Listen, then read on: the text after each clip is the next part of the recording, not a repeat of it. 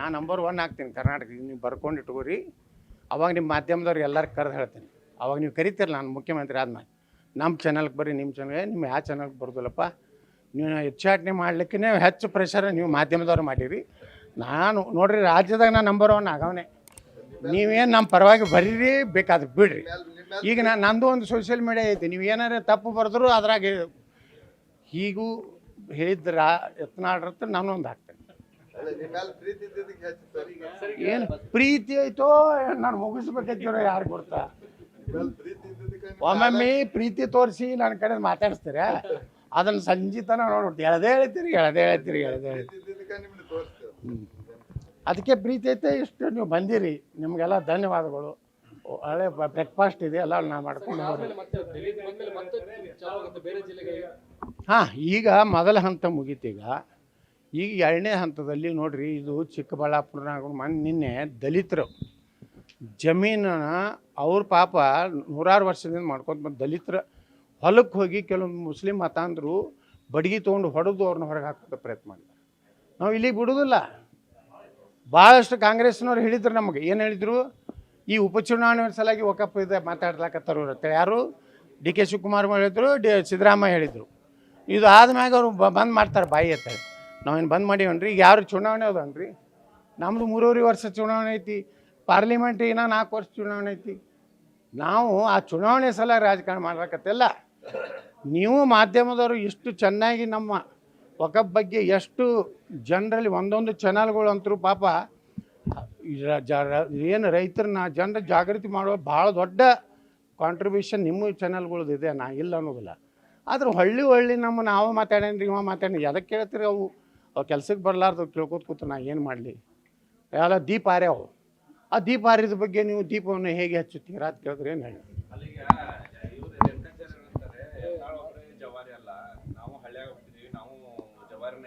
ಈ ದೇಶನಾಗ ಇದ್ದವರೆಲ್ಲ ಜವಾರಿನೇ.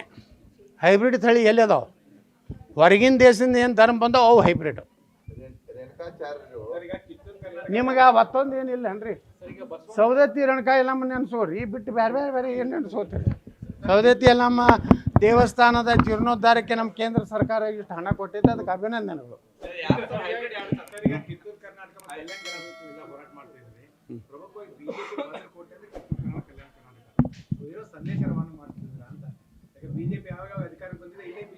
ಸಂದೇಶ ರವಾನೆ ಮಾಡ್ಬೇಕಲ್ರಿ. ನಾನು ತ್ಯಾಗಿ ಅನ್ನು, ನಾನು ಸನ್ಯಾಸಿ. ನಾನು ಏನಾರು ಆಗ್ಬೇಕತ್ತೀನಿ, ಜನರ ಸಲುವಾಗಿ ಹೋರಾಟ ಮಾಡ್ಬೇಕತ್ತೀನಿ.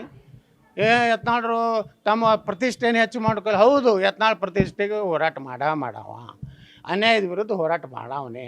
ನಮ್ಮದು ಸ್ವಾರ್ಥ ಐತಿ. ನಾನು ನಿಸ್ವಾರ್ಥಿ ತ್ಯಾಗಿ ಮನುಷ್ಯ ಅಲ್ಲ. ಮತ್ತಿನ್ನೇನು ಬೇಕು ಹೇಳ್ರಿ?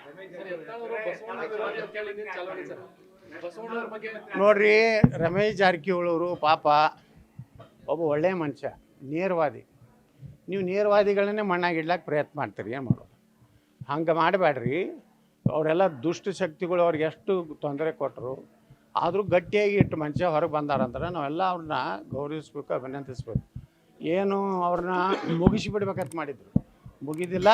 ಮುಂದಿನ ಸರ್ಕಾರದಲ್ಲಿ ನಮ್ಮ ಗುಂಪಿನಲ್ಲಿ ಅವ್ರು ಭಾಳ ಪ್ರಮುಖ ಹುದ್ದೆಯಲ್ಲಿ ಇರ್ತಾರೆ.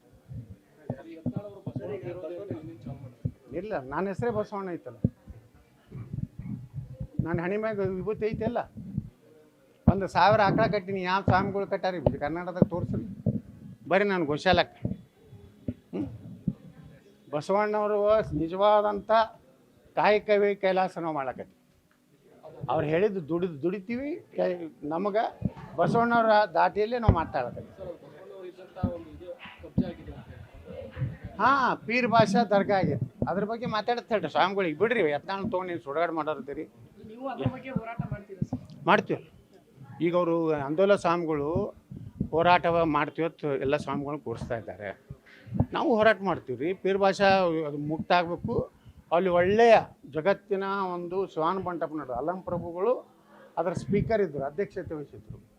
ಬಸವಣ್ಣವರು, ಅಕ್ಕಮಾದಿಯವರು, ಎಲ್ಲ ಶರಣರು, ಅವರು ಎಲ್ಲರ ಒಂದೇನು ಶಿವಾನ ಇತ್ತು ಅದನ್ನು ಪುನರ್ ನಾವು ನಿರ್ಮಾಣ ಮಾಡೋದಕ್ಕೆ ಹೋರಾಟ ಅಲ್ಲ, ಅಯೋಧ್ಯ ಮಾದರಿಯಲ್ಲಿ ಹೋರಾಟ ಮಾಡ್ತೀವಿ. ಹೆಂಗೆ ಪ್ರಭು ಶ್ರೀರಾಮಚಂದ್ರನ ದೇವಸ್ಥಾನ ನಿರ್ಮಾಣ ಆಗಿದೆ ನೋಡ್ತಾ ಇರ್ರಿ. ನಾವು ಅದನ್ನು ಅಲ್ಲಿ ಶಿವಾನುಭವ ಕಟ್ಟಿ ಅಲ್ಲಮ್ಮ ಯಾವುದರಿ ಅನ್ರಿ ಶಿವನ ಬಿಟ್ಟು ಏನಾರ ಐತನ ನೀವು ಹೇಳ್ರಿ. ಯತ್ನಾಳ್ ಮತ್ತೊಂದು ವಿವಾದಾತ್ಮಕ ಹೇಳಿಕೆ, ಅನುಭವ ಮಂಟಪಕ್ಕೆ ಶಿವಾನು ಮಂಟಪ ಅಂತ ಮೂರ್ಖ ಬಡ್ಡಿ ಹೊಡ್ರಿ. ನಿಮ್ಗೆ ಬ್ಯಾಡಾಗಿದ್ರಿ ಹಿಂಗೆ ಹೊಡ್ರಿ, ಹಂಗೆ ಬೇಕೈತಿ. ನಾವು ಈ ದೇಶದಲ್ಲಿರುವಂಥ ಒಂದು ದೊಡ್ಡ ಕ್ಯಾನ್ಸರ್ ಪಿಡುಗದ ವಿರುದ್ಧ ಹೋರಾಟ ಮಾಡ್ಲಾಕತ್ತೀವಿ. ಇವತ್ತು ನಮ್ಮ ದೇಶದ ಪ್ರಧಾನಮಂತ್ರಿ ಶ್ರೀ ನರೇಂದ್ರ ಮೋದಿಯವರು ವಕಫ್ ಕಾಯ್ದೆಗೆ ಸುಮಾರು 44 ತಿದ್ದುಪಡಿಗಳನ್ನು ತರಬೇಕಂತೇಳಿ ಪಾರ್ಲಿಮೆಂಟ್ನಲ್ಲಿ ಕಳೆದ ಅಧಿವೇಶನದಲ್ಲಿ ಲೋಕಸಭೆಯಲ್ಲಿ ಮಂಡಿಸಿದ್ದಾರೆ. ಅದರ ಒಂದು ಭಯಾನಕ ಸ್ವರೂಪವನ್ನು ವಕಫನ್ನು ಕಿತ್ತು ಹಾಕಬೇಕನ್ನುವಂಥ, ಯಾಕೆ ಕಿತ್ತು ಹಾಕಬೇಕಂತೇಳಿ ಜನಜಾಗೃತಿಯನ್ನು ನಾವು ನಮ್ಮ ತಂಡದವರು ಬೀದರ್ನಿಂದ ಉಗ್ರ ನರಸಿಂಹನ ಆಶೀರ್ವಾದ ತಗೊಂಡು ಇವತ್ತು ಕಲ್ಯಾಣ ಕರ್ನಾಟಕ ನಮ್ಮ ಕಲ್ಯಾಣ ಕರ್ನಾಟಕದ ಪ್ರವಾಸ ಮುಗಿಸಿದ್ವಿ. ಈಗ ಕಿತ್ತೂರು ಕರ್ನಾಟಕದಲ್ಲಿ ನಾವು ಪ್ರವಾಸ ಮಾಡ್ತಾಯಿದ್ದೀವಿ. ನಾಳೆ ನಾವೆಲ್ಲರೂ ದೆಹಲಿಗೆ ಹೋಗ್ತಾಯಿದ್ದೀವಿ. ನಾವು ಅಲ್ಲಿ ಹೋಗಿ ಒಂದು ಏನು ಇಲ್ಲಿವರೆಗೆ ನಾವು ಏನೇನು ರೈತರ ಮಠಗಳು, ಮಂದಿರಗಳ ಏನು ಇವತ್ತು ವಕಫ್ ಆಗಿದೆ ಅದ್ರ ಬಗ್ಗೆ ಮಾಹಿತಿ ಕೊಡ್ತೀವಿ. ನಮಗೆ ಸಂಬಂಧಪಟ್ಟಿದ್ದು ಜಾಯಿಂಟ್ ಪಾರ್ಲಿಮೆಂಟರಿ ಕಮಿಟಿ, ಅಲ್ಲಿ ಸದಸ್ಯರುಗಳು ಭೇಟಿ ಆಗ್ತೀವಿ, ಅಲ್ಲಿ ಅಧ್ಯಕ್ಷರಿಗೆ ಭೇಟಿ ಆಗ್ತೀವಿ. ಅಷ್ಟಕ್ಕೆ ಸೀಮಿತವಾಗಿ ನಮ್ಮ ಕಾರ್ಯನಿರ್ವಹಿಸಿದೆ.